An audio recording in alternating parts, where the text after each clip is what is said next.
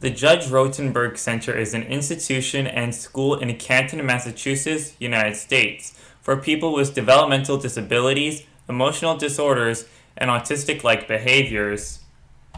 The school and institution was founded in 1971 by Matthew Israel, and over the past couple of years, there has been a lot of lawsuits filed against the Judge Rotenberg Center, and there has also been a lot of controversy and investigations surrounding the Judge Rotenberg Center, and there have been multiple attempts where autism advocates, disability rights advocates, and human rights advocates have tried to shut down the center.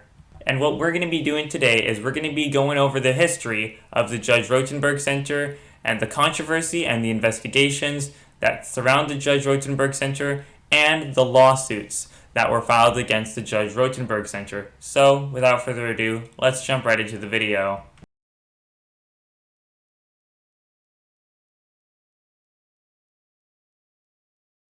Founding in early years from 1971 to 1976. In 1971, Matthew Israel founded the center as the Behavior Research Institute, abbreviated as BRI, in Providence, Rhode Island. Initially, it had just 2 residents, one autistic and the other schizophrenic. In 1975, the BRI expanded to include group homes in Massachusetts, and in 1976, it opened another branch in California, Behavior Research Institute of California, from 1976 to 1981. Israel opened the California branch of the BRI without a license to operate a group home, without a license to practice psychology in the state of California, and without a license to use aversives. The Institute used aversives on residents there nonetheless. When the Institute applied for a license to operate in 1977, the California Department of Health rejected the application, citing lack of meaningful peer review and the unnecessary use of painful aversives. The department also found that there was insufficient evidence to show that Israel was reputable and responsible, and that he had the ability to comply with regulations. Without a license, the center was scheduled to shut down. The day after the scheduled shutdown, a group of parents reopened the institute as a co-op, moving Israel's official position of executive director to consultant. The organization then changed its name to the Behavior Research Institute of California and applied for a license to operate a group home and a permit to use aversives. With the aid of then California Governor Pat Brown, whose law firm was hired to represent the center, they received the license to operate, as well as the only permit ever granted by the state of California for a group home to use physical aversives on its residents. The institute was awarded $35,000 a year per child by the state, the highest rate of any community facility in California. After the 1981 death of a resident, California launched an investigation into the institute and its practices. The investigation revealed various abuses against the residents, both physical and psychological. Residents were beaten, restrained, humiliated, and not adequately fed or cared for. Residents often bore extreme bruising, which staff had been trained to conceal from doctors and family members. As a result of the investigation, the institute was banned from using physical aversives as well as using restraints and withholding meals as punishment. Additionally, Matthew Israel was banned from entering the facility. Judy Weber, the mother of one of the institute's residents who would go on to become Israel's second wife, took over the operation of the center and later renamed it as Tobin World. The center declined all allegations made by the state report. It looks horrible, but because you're accused of something, that does not mean these things happen. BRI in Rhode Island and Massachusetts from 1981 to 1994.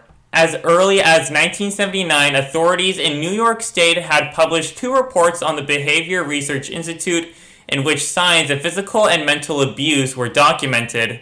One report found that the Institute's methods were only effective through the means of coercion and that the residents relapsed into their old behavior as soon as the immediate threat of punishment was gone. While corporal punishment was against the law in Massachusetts, the Institute was granted special permission to use aversives in 1983. The Institute was welcomed by some state officials due to its near-zero rejection rate. In 1993, the Massachusetts Department of Mental Retardation said that the school had repeatedly failed to comply with a number of state regulations and threatened to take away its certification. We now come to the present. In 1994, the center changed its name to the Judge Rotenberg Educational Center to honor the memory of the judge who helped to preserve the program from extinction at the hands of state licensing officials in the 1980s. JRC moved from its original location near Providence, Rhode Island, to its current facilities in Canton, Massachusetts in 1996.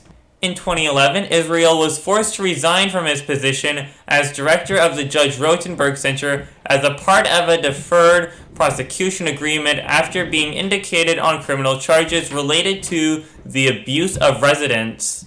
6 residents have died of preventable causes at the center since it opened in 1971.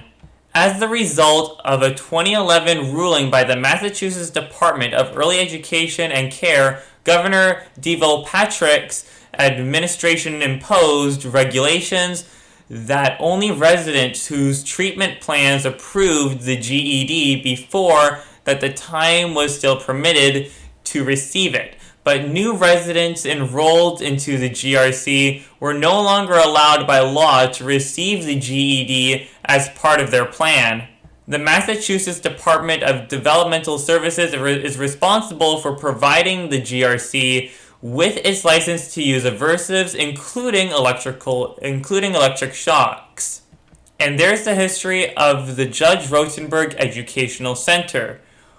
We are now going to be hopping into the controversy and the investigation surrounding the Judge Rotenberg Educational Center.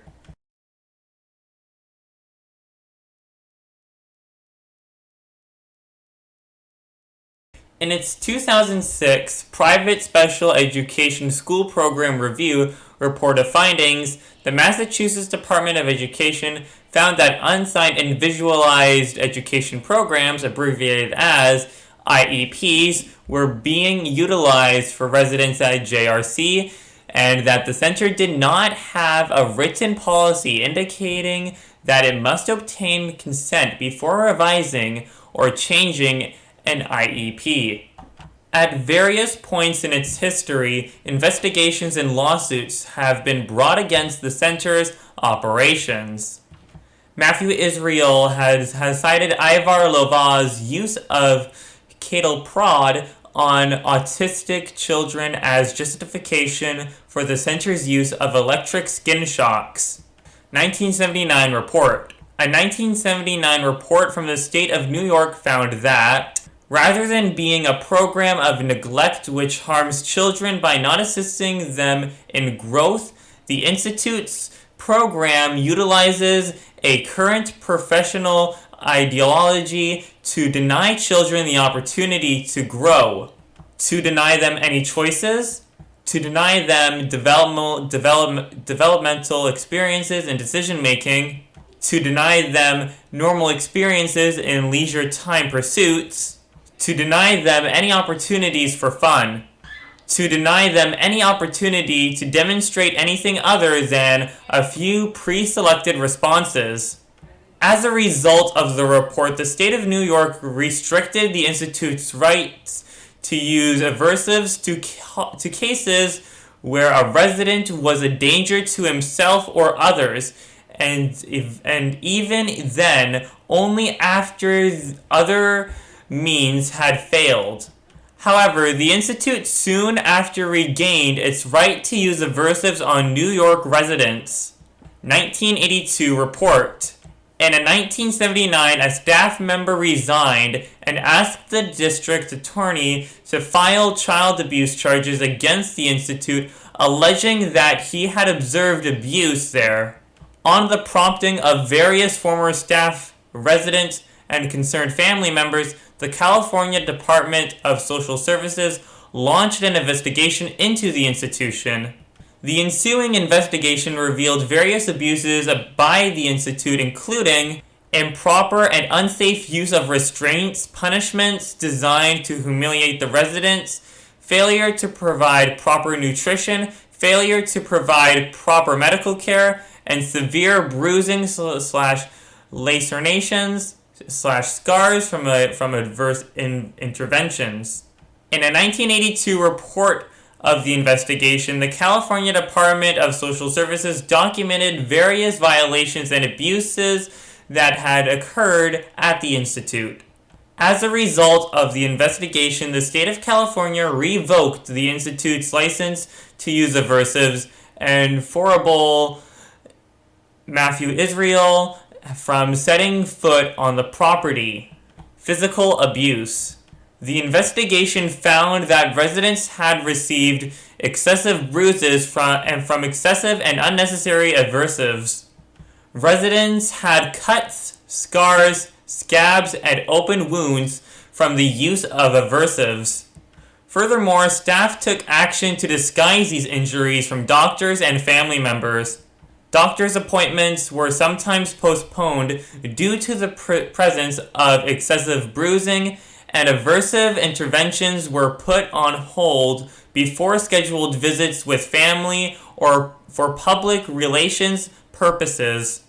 Residents were made to wear long sleeves to cover up the injuries, and social service employees were on some occasions denied the right to adequately inspect them for bruises. Residents were often put in positions where there was no way for them to avoid receiving an aversive. For example, deaf children were punished for failing to comply with verbal commands. Residents were also forced to take part in behavior rehearsal lessons where they were punished regardless of whether or not they behaved correctly. Additionally, residents were regularly spanked for crying in response to punishment. The report found that at least one resident's behavior substantially worsened at the institute due to improper treatment and unprofessional use of aversives. Humiliation. The report found that staff pinched residents to make them repeat phrases uttered by staff and threatened residents with the use of aversives if they did not comply with the staff's arbitrary demands. One resident was made to eat dinner outside with his arms restrained by his sides from a plate of food had been placed on the ground. Other residents were deprived of the right to sleep in a bed. One was forced to sleep in a kneeling position while tied to a piece of furniture, while another was made to sleep on the floor with his arms restrained to nearby fixtures. Residents were sometimes made to soil themselves when staff refused to let them use the bathroom. Restraints. Residents were restrained for punishment as well as for the personal convenience of staff. Residents were restrained in unsafe ways and sometimes received cuts and bruises. In 1981, a 14-year-old boy died at the institute while restrained face down to a 4-point board. The institute was not authorized to use restraints on any resident at this time and continued to do so even after being informed that it was against the law. Record keeping and retaliation. The institute was found to have removed records, making them inaccessible to investigators and family. Furthermore, they were found to have denied the right to view records to family members and investigators. In many cases, the Institute's records were inaccurate. Examples include denying a resident food as punishment while recording that he had been fed, recording that restraints had been checked when they had not been checked, and failing to properly record the administration of aversives. The Institute retaliated against people who complained about their practices and refused to let the Department of Social Services investigate those complaints. Parents were told that their children would be expelled if they questioned or complained about the Institute. Before and after the video, the investigation found that residents were provoked into violent and aggressive behavior as part of the filming, and a before and after video were staged clips of the residents responding to the provocation were shown as examples of how they had behaved before treatment. The residents were taken off aversive therapy, rewarded heavily for several days, and asked to perform only tasks that placed little demand on them so that a video could be produced to show how they behaved after treatment. This film is often shown to parents of prospective residents and to reporters to convince them of the benefits of the Institute. Andre McCollins. In 2002, an autistic teenager from New York City named Andre McCollins was restrained on a 4-point board and shocked 31 times over the course of 7 hours. The first shock was given after he did not take off his coat when asked.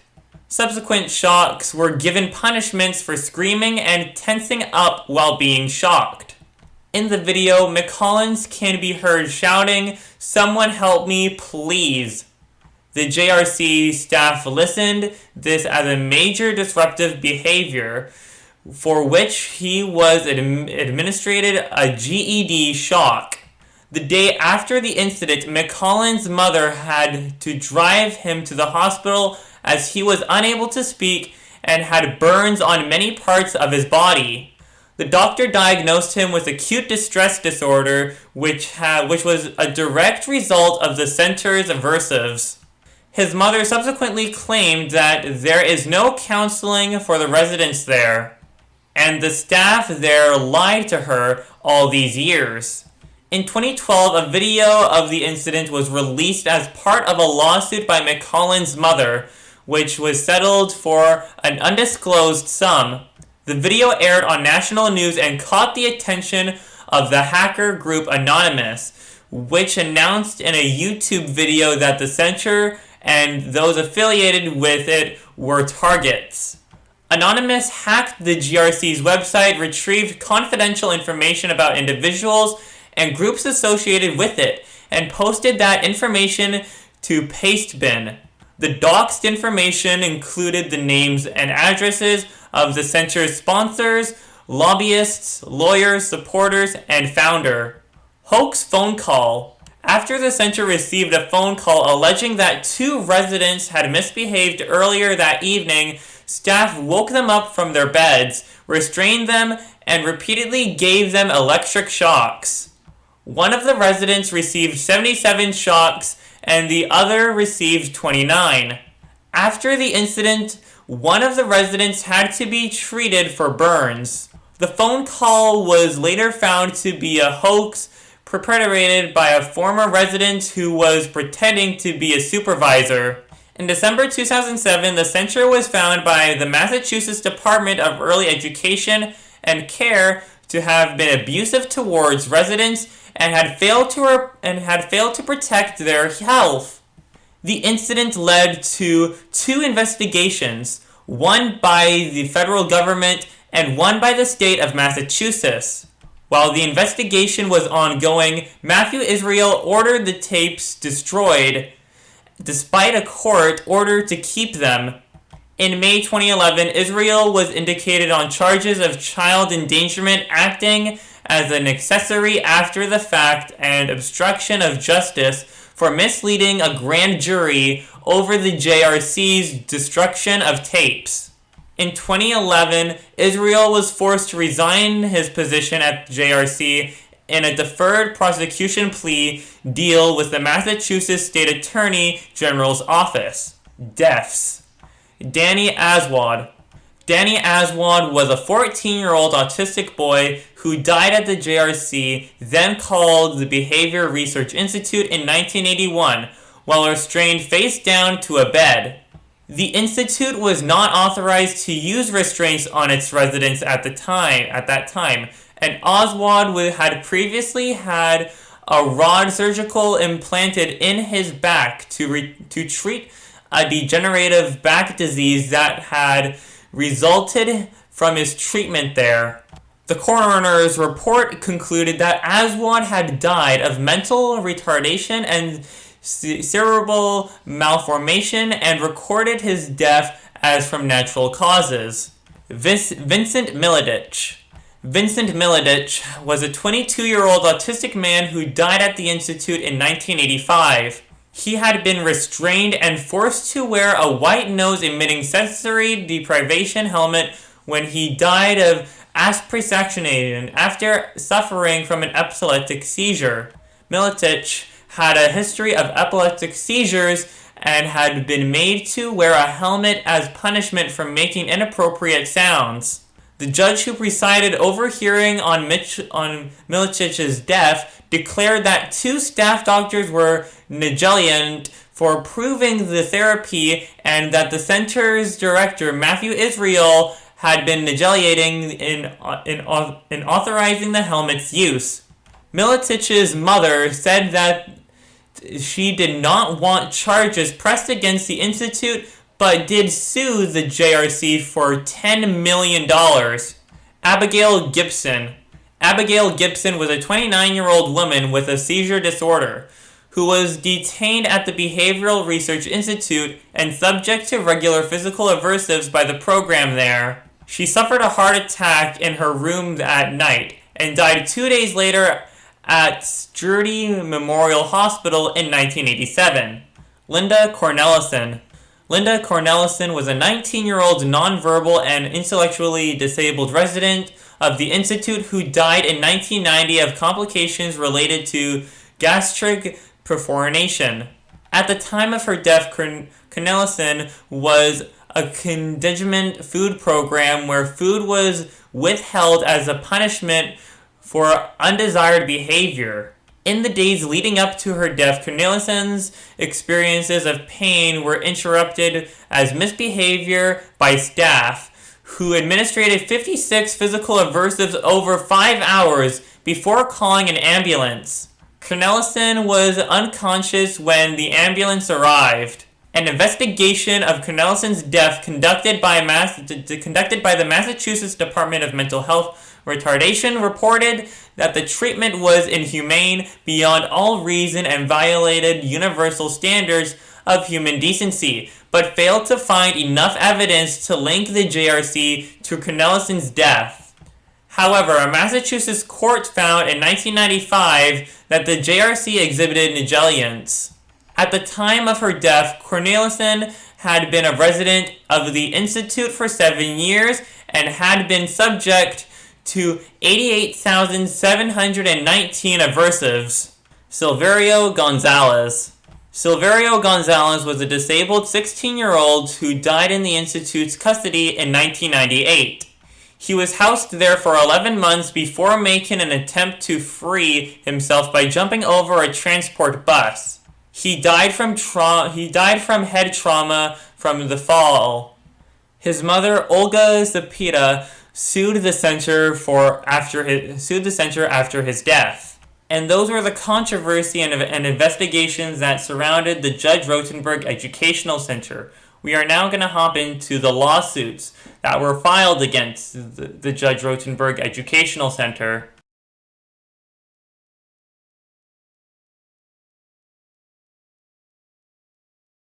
By JRC. In 1986, the Institute filed a lawsuit for $15 million against the director of the Massachusetts Office of Children, alleging that her attempt to shut the center down was a violation of the residents' rights. Several critics of the JRC claimed that the center harassed them and that it sued them for defamation or threatened to sue them if they did not revoke their statements. According to Disability Rights International, Former residents, teachers, state officials, and legal advocates have expressed fear about publicly criticizing the JRC. The JRC has filed numerous other lawsuits by parents. Some parents and former residents have filed lawsuits against the JRC. In 2006, the family of Eveline Nicholson sued the center over the use of electric shocks, claiming that the treatment was inhumane and violated her civil rights. The lawsuit was later settled for $65,000. The mother of Andre McCollin sued the center, settling in 2012 for an undisclosed sum. Some parents have filed and won lawsuits against their local school districts to keep their children enrolled at JRC. Enrollment.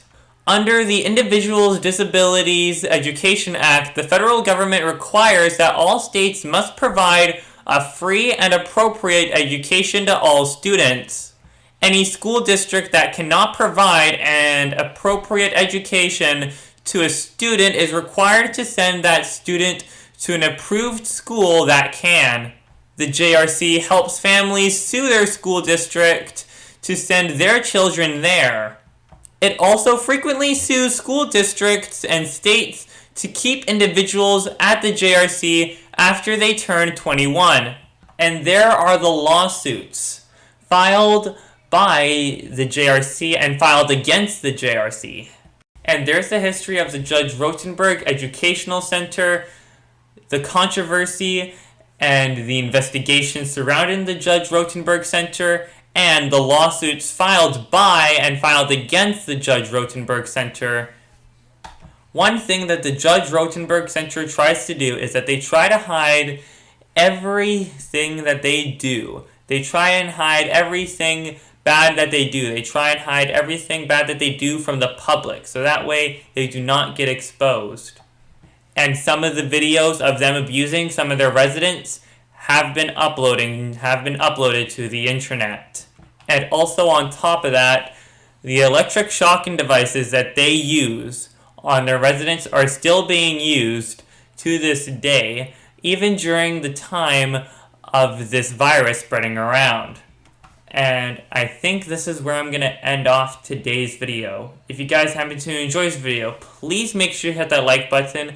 And also, don't forget to subscribe because I do videos every single day. And also, don't forget to ring that notification bell so you never miss a single video that I upload. And also, don't forget to subscribe and ring the notification bell on my second channel. My second channel will be the third link in the description below. And if you guys would like to send me fan art, you guys can send me fan art on my Instagram. My Instagram will be the second link in the description below. And if you guys would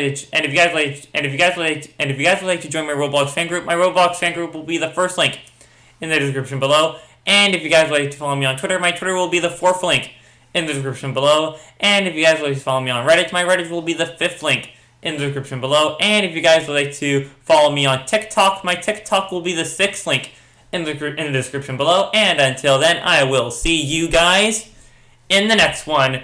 Goodbye!